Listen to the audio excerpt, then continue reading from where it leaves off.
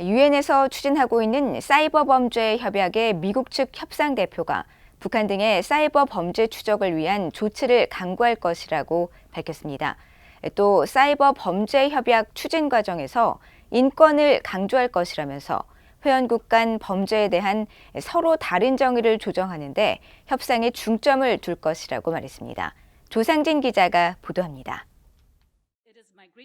유엔 사이버 범죄 협약 협상에서 미국 측 수석 대표를 맡고 있는 데보라 메카시 대표는 30일 뉴욕 외신 프레스 센터에서 열린 브리핑에서 북한 등의 사이버 범죄가 미국과 다른 나라의 의료 시설 등 주요 사회 인프라에 영향을 미치고 있다고 지적했습니다.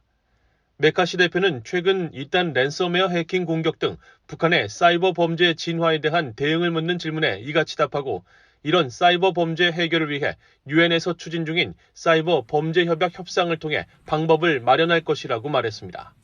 We would like to come up with an instrument in this criminal justice negotiations. This is the important part as we work this issue to distinguish between cybercrime and cybersecurity.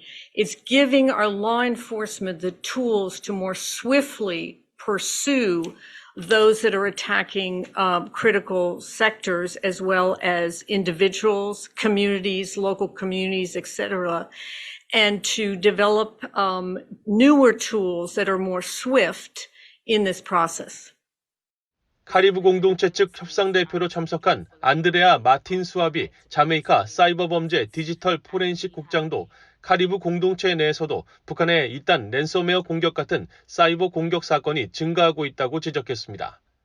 그러면서 유엔 사이버 범죄 협약 협상 과정에서 회원국들이 사이버 관련 법안을 위반할 때 이런 사이버 범죄에 대한 처벌을 확실히 모색할 것을 권고했다고 강조했습니다.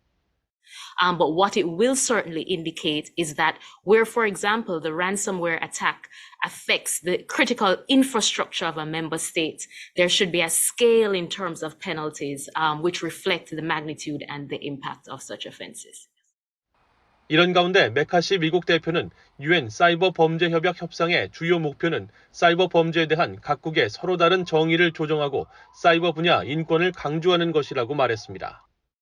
Hence the emphasis on human rights.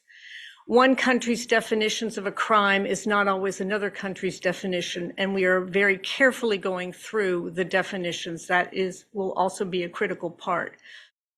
유엔 주재 미국 대표부는 앞서 지난 2019년 11월 열린 유엔 총회 제3위원회에서 러시아가 주도하고 북한과 중국, 이란 등이 지지한 사이버 범죄 결의안이 채택되자 사이버 범죄 근절 노력을 저해할 것이라고 규탄한 바 있습니다.